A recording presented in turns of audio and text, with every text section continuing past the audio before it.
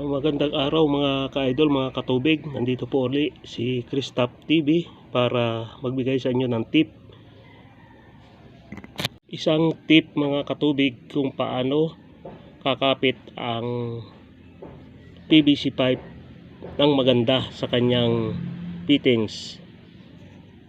Ito kasing PVC pipe mga katubig ay makinis ito. Tingnan nyo na, makinis. Saka yung kanyang fittings. Kaya kahit idikit mo ito ng solvent, sa katagalan ay bumibitiw din ang kanyang pagkakadikit. Kaya ang ituturo ko sa inyo tip ay kung paano mapapakapit ito ng maganda. Kaya napakahalaga po nito, lalo na kung ang ating PVC pipe o linya ng tubig ay ibabaon natin sa lupa. Para wala tayong masyadong problema, ay kailangang pakapitin natin ito ng maganda sa kanyang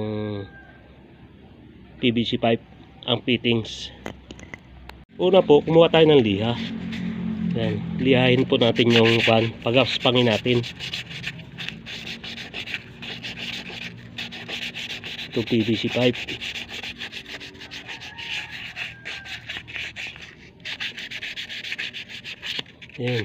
Yan, pag magaspang na siya, hindi na makinis, pagaspangin din natin ang loob ng fittings na ilalagay natin.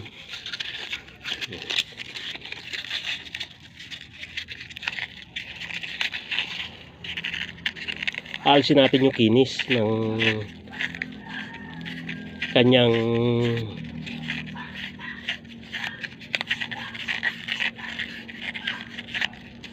balat, kinis ng balat ng fittings.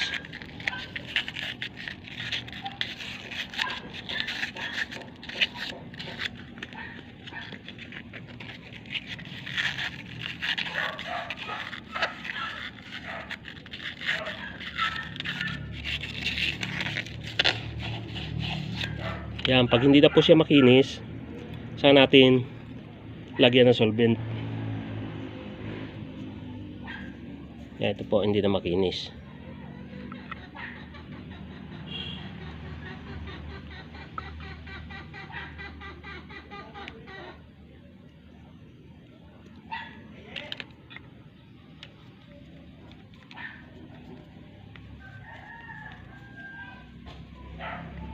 Yan, pag tama na ang solvent niya, yan, ilagay na po natin yung fittings.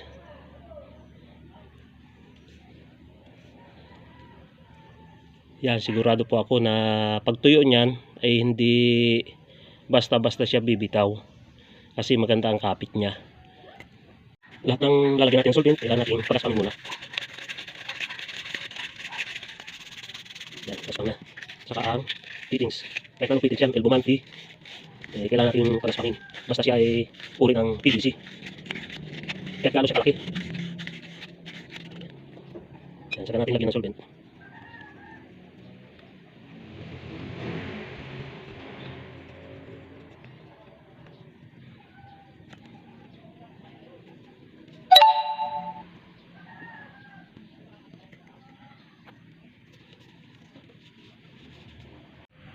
Sige po mga ka-idol, mga katubig, maraming salamat po sa panonood, lalo na po sa mga concessionaire ng tubig.